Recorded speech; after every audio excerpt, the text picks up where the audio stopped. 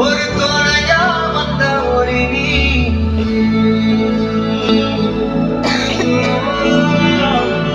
கண்ணில் நீர் வழிந்த போது சிறு துணியா வந்த மரோனி.